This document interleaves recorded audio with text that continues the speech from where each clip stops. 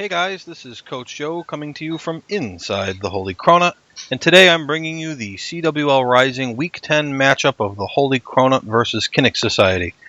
We beat them in the preseason, and then they beat us 86-81 in the match that mattered.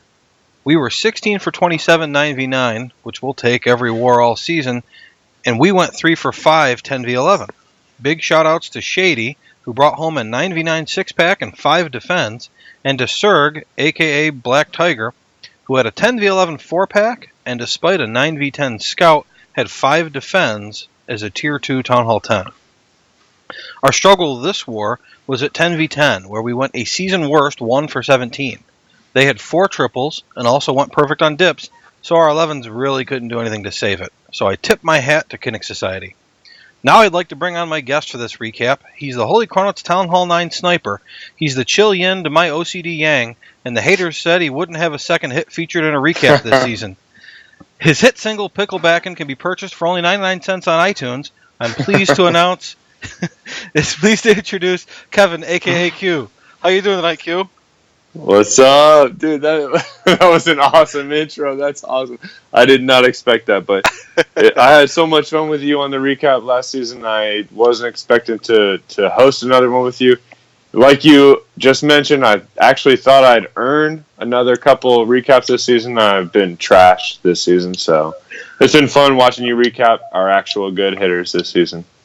Well, I think our problem has been a wealth of good 9v9. We've been fantastic this season. Yep. So it's pretty great, and it's real nice every war having the scouts. Unfortunately, not able to take advantage of it this war, but you know. Yeah, but like you said, shout out to Shady and Sark. Good war from those guys, man. Highlights. Yeah, and this was the perfect war to have you on as a recap, because we're going to do 4 9v9 hits this war, this recap, and the first one we're going to show is Mitch, aka Neo, doing a shattered hog attack. And this is the only clean we're going to show of the 4 hits. So this was the second hit on this base, and so he starts off with the Tesla. He knows is there. Yeah, it's an old wall design. It's just different place defenses, and the fact that mostly this gets hit with queen walk at 1030, 730, 130. One of those sides, and he knows that he's going to get incredible value taking down the whiz towers for the hogs on the back end.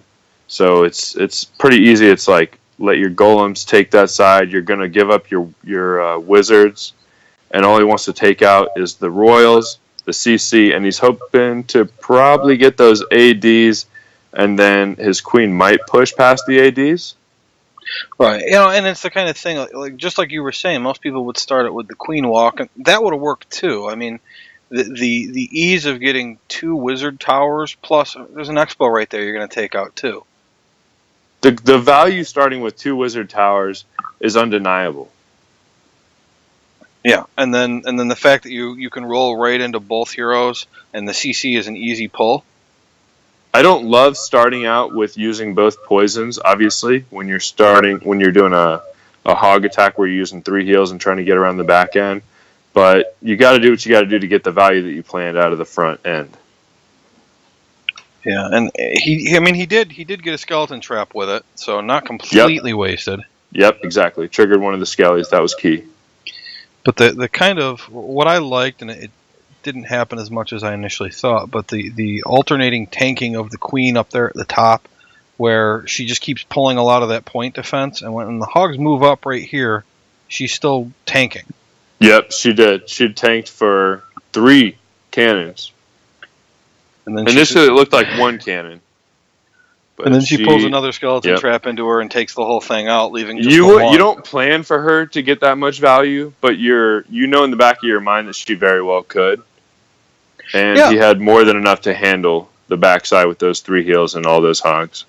And the timing on his hog deployment was just what he needed in order to get that value. When people use troll Teslas at the corners on the cleanup, it's easy to start the golems there normally for your pathing, and you get great value out of that. Yeah. So excellent hit there. Good job, Mitch. Nice, Mitch. The second one we're going to show is actually Q doing a Skelly Donut. Yep, this is an attack I like to look for One of my first two strategies I look for when the war starts, I just look through bases for queen compartment with the CC. And if there's no splash around it, you can mass skelly that thing and suicide somewhere else where it helps your pathing with the Lalo. So here I'm just double timing here. I'm using the royals to get the Sui. I'm also going to do the mass skelly right on the queen and the CC. So I don't even have to worry about what's in the CC. The queen and the CC are going to be done. I'm actually able to Sui 2 wizard towers, an AD, and I'm going to be able to send my Lalo in from 12 to 2 and work my way around the bottom of the base. It's going to be easy pickings once the Skelly, mass Skelly has worked. Yeah, obviously no spells for the heroes, and the Lalo portion, just the pathing is made real easy by all of that. There's no queen to worry about, no CC to worry about, and 2 wizard towers that you can just kind of float right into using your hastes. I chose the 2 Town Hall 9 hounds to start with so that they could just kill the traps, and I knew that there would be a lot to deal with on the back end, so I saved my CC hound for that end so that it would stand for until these loons were ready to come in and clean up the rest. Yeah, and one thing I want to point out here for just people who may not realize, Q showing off his Clash IQ, that if you can take out the clan castle before the troops come out, they won't come out. And obviously, skeleton traps don't spawn the CC, so that's why he looks for the compartment with the CC and the queen to get that value out of all those spells. And let me just warn you guys at home, this is a dangerous hit to try to use. You will oftentimes end your hit before it starts if you don't get those first 2 targets, queen and CC. Yep. All right, and the third one we're going to show is Heisenberg. I've been seeing a lot of him this season, and this is a Sui Lalo.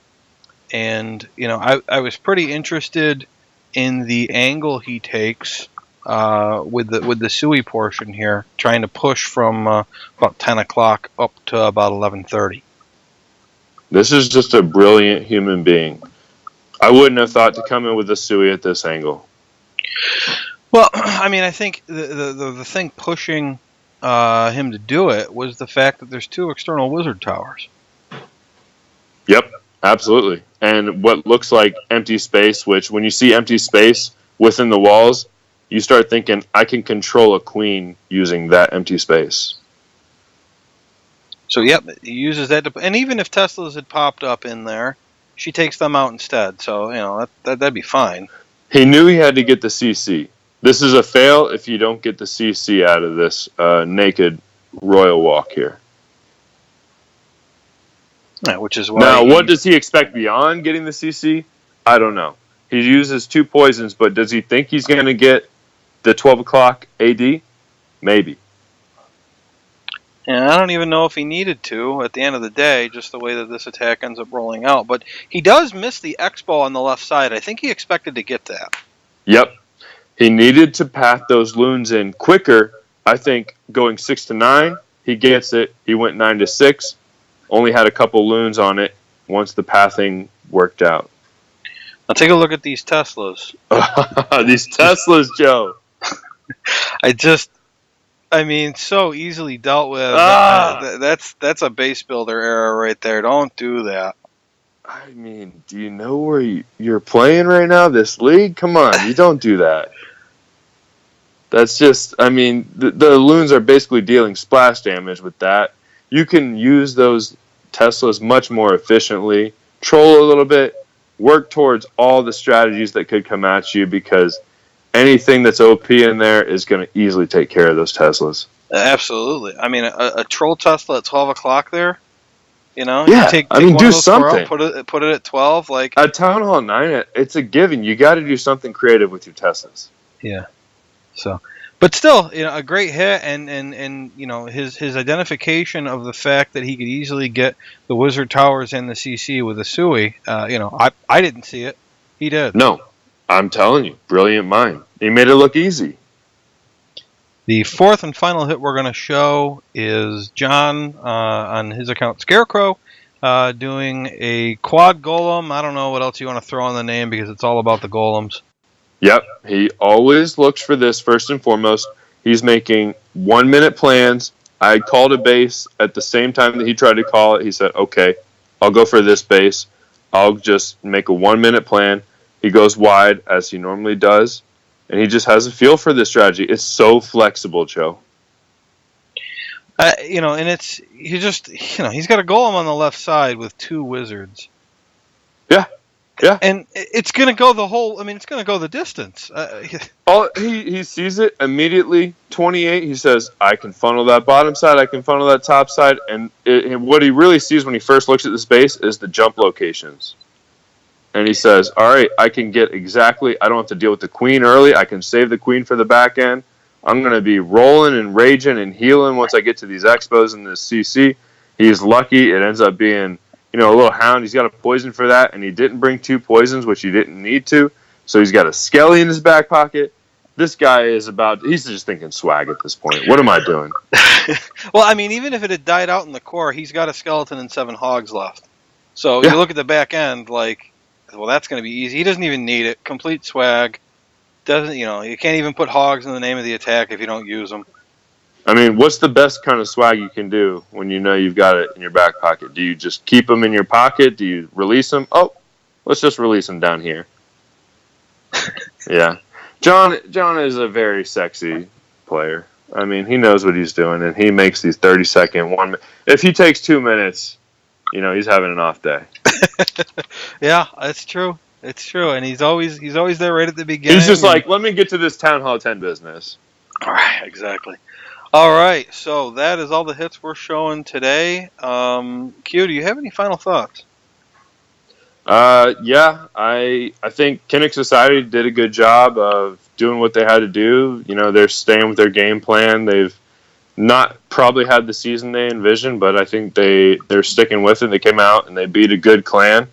And I think on our end, we've got a lot to clean up before we hit the playoffs here, and we're gonna hit the ground rolling, and we're gonna be extremely confident, and we're gonna definitely push as far as we can. I think we got this. Yeah, it goes to show you the comparable skill level of all of the clans in the league. Parity. Yeah, everybody's just about as good, and anybody can eat, any given Sunday and all that. Mm-hmm. So we're 8-2 now, going into the last match of the season versus Marshall's Nation, and we have the same record, and this is for the division. I think actually in the long run, this loss is going to be key for us because it's more of a wake-up call. It's like smelling salt going into our playoff match. We needed this. We need our final week to be a tune-up for the playoffs. So this was basically the smelling salt that's going to get us awoken. Game chat is just full of friendly challenges. The Town Hall 10s are hitting it hard. We're looking to get a lot of triples this week 11 matchup and then head right into playoffs, riding high. So let's go. So, Q, I want to thank you for joining me. It's been great, and I want to thank everybody out there for watching. And I will catch you in the Week 11 recap. Thanks for watching. Wait. Shoot. All right. Yeah, I thought we were done. I remembered something I wanted to say, Joe. This is going to seem a little sappy, just me talking to you, but THC at this point, we're kind of respected. I think we've earned a lot of respect. We're an amazing clan, and I have to say, you're kind of the straw that stirs the drink. Normally, I wouldn't give you this many props on air because you deserve it, but I don't want to gas you up. But you are the guy, and we're actually going to be without you this week going into our regular season match here. But you're getting married. It's a huge week for you. You're tying the knot, and we're all so psyched for you, my friend. Big ups to you, and we're all wishing you well in your marriage. It's going to be a legendary week for Coach Joe, and I'd be remiss if I didn't wish you well. For everybody here in THC, we'd be nothing without you, man. We love you. Well, thanks. I really appreciate that, and Yeah, it's going to be a great time, and I think you guys are going to be fine without me. And you know what? Go out there and maybe win this one for me, huh? Yep, we got you, buddy. All right. Well, thanks a lot, man. And again, thanks for the kind words, and thanks for joining me on the recap. Yes, sir. Thanks. Sometimes you just really, really, really need a little heat in your life. That's why Lava Hound Hot Sauce is here to save you. Just sprinkle a dab on any meal, and it becomes instantly delicious. Lava Hound Hot Sauce. Pop the hound and taste the fire.